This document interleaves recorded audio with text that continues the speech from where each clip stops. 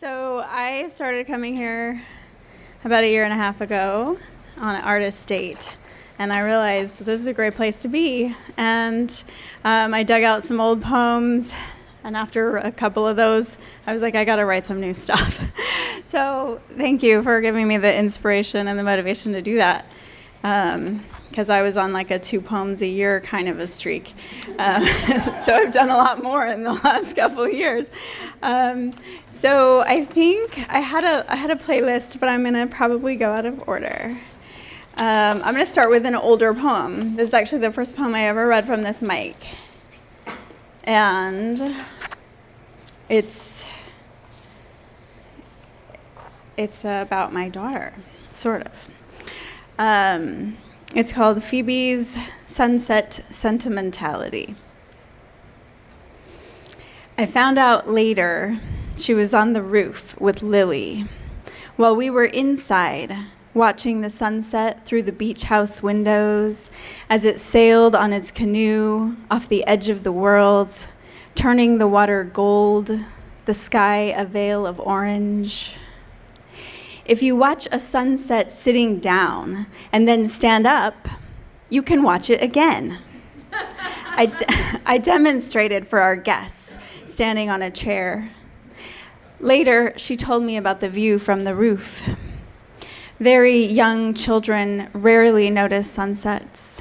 Why would they, when everything is new?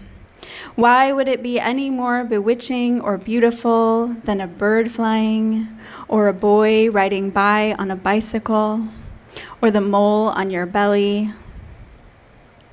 Now she is 6, my daughter, who is named after the sun. She touches her heart as she speaks. Mom, it was so beautiful. And I feel sorrow, like she is describing her own death.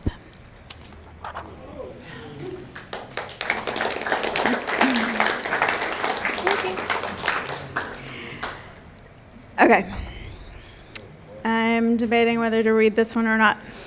A lot of my stuff is funny, not always on purpose, but this one actually, so life wasn't always funny. Life was like pretty hard for a while, and I wrote this poem I started it like years ago, and then I uncovered it and finished it.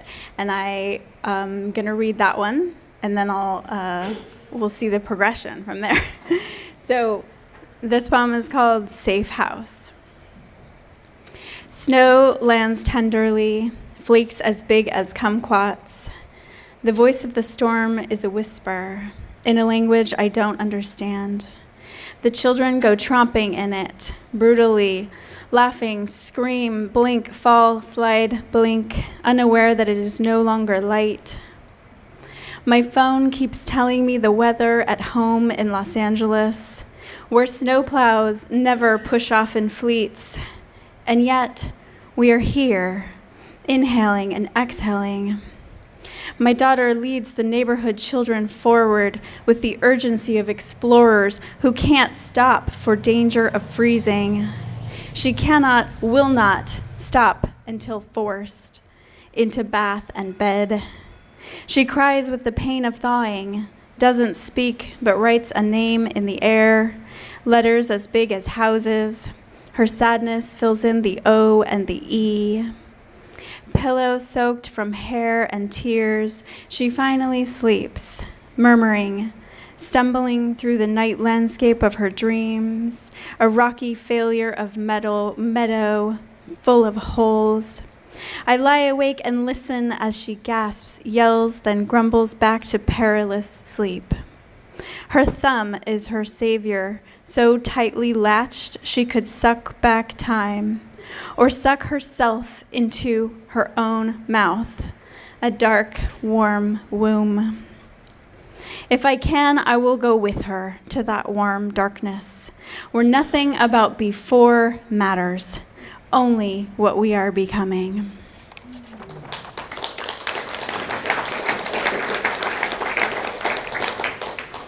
And then, I did a lot of meditation and things like that, and we have an awesome life now. So I'm going to read a poem about our awesome life. Actually, I'm going to read a poem that is inspired by morning meditation. I lived on the North Shore of Kauai for a while, and there are no street lights there, and at night it gets very dark. And my daily practice at the time involved about 37 and a half minutes of chanting this one mantra. So that sort of is relevant. So it's called Starlight Navigation. The albatross and I are more alike than different, navigating long distances by starlight. Her tiny hypothalamus works like an autopilot, allows her to half sleep while flying. From Alaska to the North Shore of Kauai and over again. At 4 a.m. on the second floor lanai, looking up at the stars, I mistake myself for looking down and believe I am falling into them. Gemini, Orion, Cassiopeia. They are not themselves, but a reflection of themselves on black water. I open the wings of my voice in a half-dream toward dawn. The outline of palms rustle, and a rooster has been crowing for hours.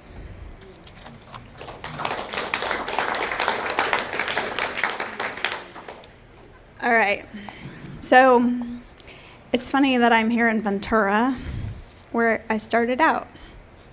I was actually raised here, and this poem was inspired by events that may have taken place here. It's called Gopher Town. Like a black hole at the center of the universe, the gopher holes had their own gravity. As children, we were drawn to them like strange attractors. My mother was waging war against the gophers, and we couldn't get enough of the excitement. Family folklore tells of entire stalks of corn dragged underground before our eyes, their silky green tops waving like drowning victims, no match for the buck-toothed rodents. The gophers were only one of many pests. There were squirrels, mice, stray cats, and us, her 4 children, who eagerly poached raspberries, snap peas. Methods of pest elimination ranged from yelling and banging pots to a gadget like a spacecraft. The spaceship hovered inches above the vegetables on metal legs, sent seismic waves into the soil, creating gopher-sized earthquakes. The spaceship actually worked. For 2 weeks, my mother gardened with an exultant smile. I thought about gophers often. I wondered about their underground route, their nighttime habits. I empathized with them to a degree, but they crossed lines I would never dare. From school across the street, I could see my mother standing on the hill in gardening gloves and reddish hair, or sometimes with no hair, the sun shining off the shaved dome of her head or her sky blue turban. She was a giant, hips sturdy under the stretched blue denim. One would never know the extent of her internal ravaging. She didn't turn, but I knew that she saw me watching. The gophers didn't understand this. Her ability to see without looking, her giantness, her determination to win.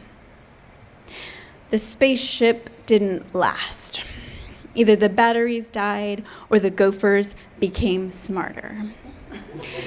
We absorbed the resonance of her frustration in our meals. Gophers aren't seen, only evidenced. So when my brother shouted from the yard, "Come quick," we shrieked with luck, hungry for gopher action. The hose, our handiest weapon, jammed down the hole, turned on full blast. The woodpile had plenty of sticks for bonking the gopher that would surely be fleshed out any minute. Poised like a batter, I listened to the water run. even as a child conscious about water, in a drought, and every drop cost $100. Yet I didn't care. Brothers and I waiting, aliveness shining from our limbs.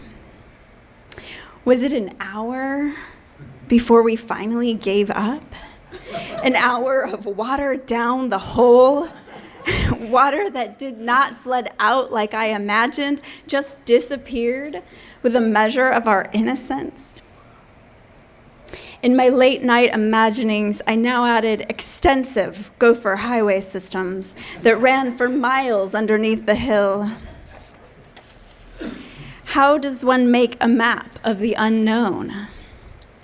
The radiologist made small blue tattoos on my mother's body, just a dot or two here and there, to map where they had been or would go again. They too were fighting the unseen. My father, perhaps because he couldn't stand the unknown any longer, went after what he could see. One Saturday, he leapt from breakfast, grabbed a BB gun from his closet, ran outside, lifted it swiftly like a dance he had practiced 100 times in dreams, aimed and fired.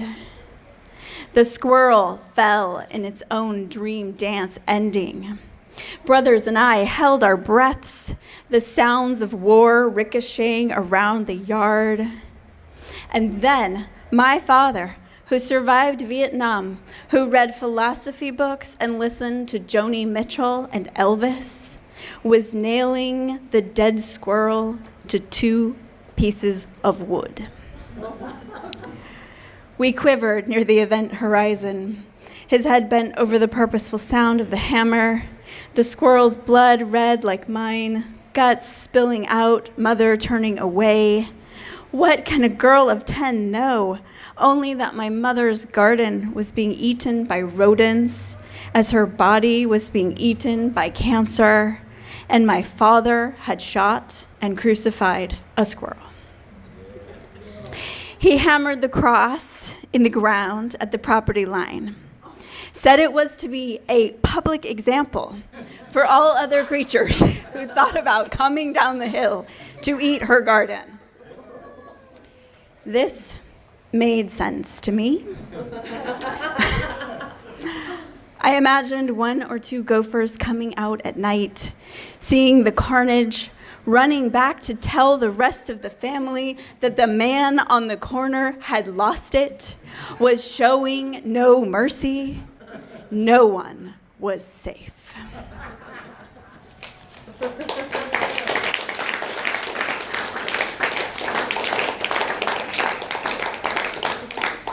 So, anybody have crazy in their family? Everyone should be raising their hands right now. If you have a family, you have crazy. All right.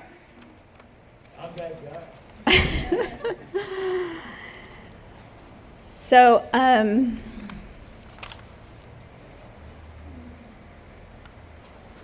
this one was inspired about a year ago from the art walk here in Ventura.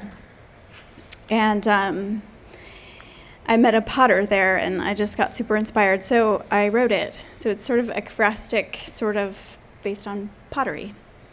It's called From Ashes. Like my daughter at Art Walk, I am hypnotized by clay, spinning through wet hands.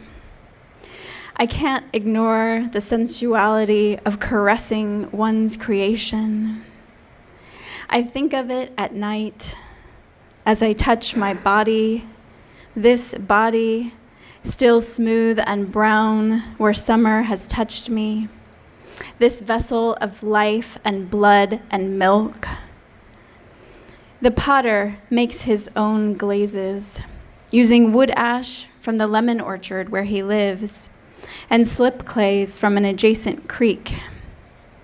This, he says, creates a finished piece that is uniquely tied to the place it was made. I know about being tied to the place I was made. Across the rim of my tea mug, where I once saw Sony Pictures Water Tower, I now see the horizon that enchanted my grandparents.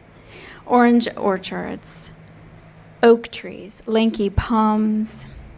My first winter in the orchard with the mysterious wood-burning stove, I learned that eucalyptus burns hotter than oak. Still, I needed the fingerless gloves as I typed what had to be written, while the sky turned pink and there was nowhere to run from the beauty. I am grateful to know that from ashes, the potter can make glaze. In Kauai, I practiced ho'oponopono, the forgiveness ritual, then burned the paper that contained one name. In El Segundo, I fed 2 banker boxes of memory to bonfire on the beach. Ashes fell like snow on sand. New Year's Eve in Culver City, I sat naked with E.B., throwing slips of paper into the fireplace. Not just bad habits, but wishes, yearnings. Because reducing to ashes, we declared, was not an act of refusal or burial, but energy conversion, a setting free of potential. Heavy becomes light, expands. We sent it all up to the same place to sort out with sunrise and birdsong. What is left is so full of nutrients, it can fertilize the garden. To me, the ash is a living material, says the potter, whose hand I shook and confused with art. Now I wonder, if I burn poetry, will it release what I could not say, that made my heart rise up and awkward and beautiful like the wings of the white crane? The potter invites us to drop by his studio. I am stacking poems to bring him for kindling. I'm rethinking book burning as holy sacrifice. This will be no ordinary glaze I will touch my lips to each time I drink from mugs made by hands.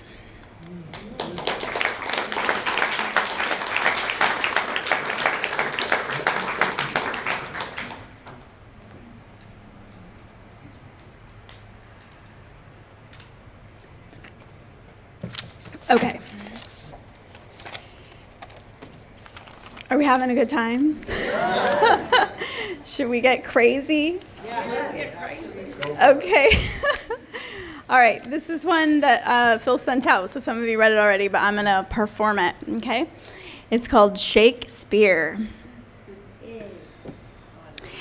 In sign language, to make the sign for Shakespeare, you shake your fist in the air, and then, as if a spear suddenly appeared in your hand, you throw it.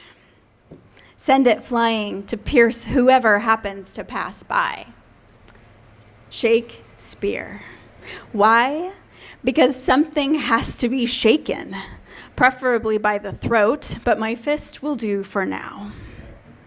By the 9th grade, when my English teacher, Ms. Crandall, introduced us to Romeo and Juliet and Mr. Shakespeare, my mother was already dead. But I was determined to prove by research that Elvis wasn't. My quirky teacher, who wore scarves with cat brooches, spoke about Mr. Shakespeare in a reverent whisper. She was probably only 42, and yet we thought of her as a spinster. She lived alone with 2 cats and the ghost of a dead cat named Fubar. Yet she seemed the happiest of women. Did she really risk her job to show us that Franco Zeffirelli film with Romeo's bare butt shot? And there was Juliet, killing herself, romantic as ever. I had only just learned about flirting, come in close and then whisk away, which also resembled my definition of excruciation. Therefore, I only flirted with those I wished to annihilate. Of course, this was unconscious. I knew nothing of sex, only death and sex. That was the year the cops shot Chris Fernandez's dad dead over a domestic affair. And my friend Summer, with her whole family, slid off a cliff in a blue minivan. Cheerleading practice canceled. Although spearing has gone out of fashion, annihilation hasn't. Summer's in my locker adjacent to Miss Crandall's classroom, where I did not yet learn the words absent presence, but had already chosen it as my life's thesis. One day I asked Ms. Crandall, "What does foobar mean?" She blushed. He came with his name, her drug cat, cross-eyed, who ran into walls. She tells me in a low voice, it's an acronym for effed up beyond all reality. Of course, it had to be beyond all reality, because all reality I knew had already been annihilated. And being effed up in time and space is so cliche.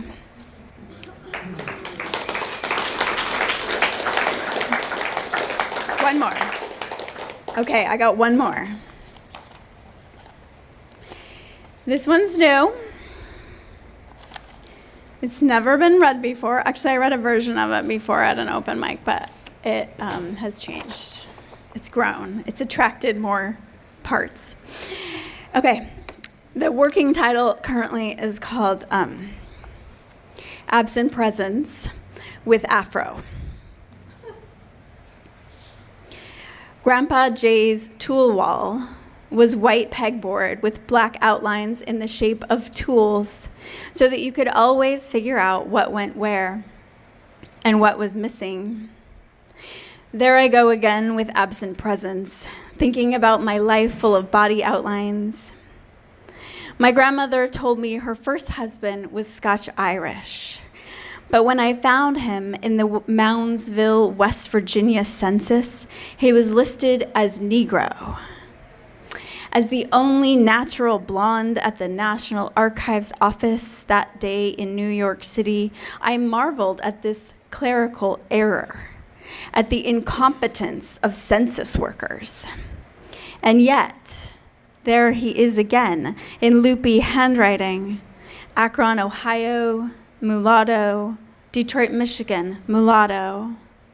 The Detroit white pages lead me to the son of his brother, Walter, known as Gary to his family, known as Bektamba to after-school kids. Sends a picture of his son who has my face and an afro. We wonder at each other, this former member of the Shrine of the Black Madonna and I, our common relative shot in the back while passing as white in Nevada, 1960. I spend months observing skin and behavior. At the grocery store, if there's a black checker, black people will wait in his line, even if it's longer. I wait in his line too. The things I used to say come back to me. I used to joke that I was a sister inside but got no respect. My brother used to tell his friends he was an octoroon, a word he thought he made up, till he found out he didn't, and he was. But not all words are useful. My grandmother huffs and will not hear the news that she married a black man. My father says it's a good thing he's not racist. I'm glad he's decided this. Robin is not surprised, and neither are others I will tell. Black people know, she says, we always know. But the pale friends guffaw, assume I am joking. This is where I see what they are made of. Kim warns me to make sure that all my Detroit relatives have jobs. Walter is a chemist, I say. When my marriage ends, Walter asks if it is because my husband found out about them. I marvel at how painful it must be to have this thought and how self-centered. But then I didn't grow up in Detroit. Walter and I keep talking. Bobby, too, the half-uncle I acquired in this reunion. But Walter is the one who seems to have a sacred contract with me. And every night when the phone rings, I know it's him. He's worried about his daughter. His son won an award. He's worried about the safety of his pension.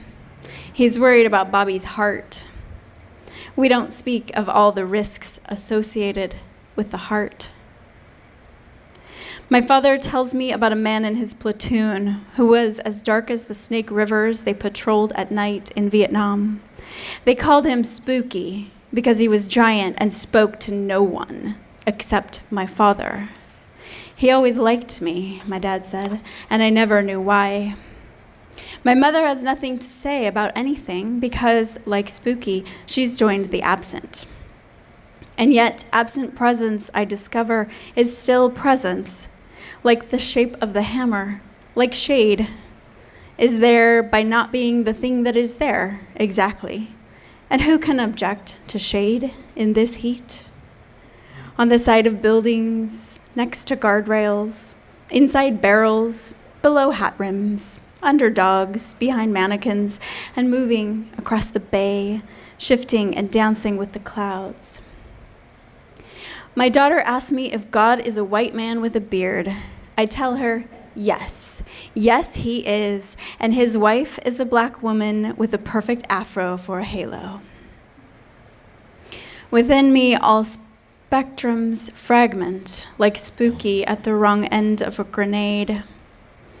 I am tired of hearing words like social justice, wishing instead for social mercy. I have a dream that one day there will be nothing left to say about skin, and some poet will ask the question, what's a heart for? And every heart will lift and answer, love.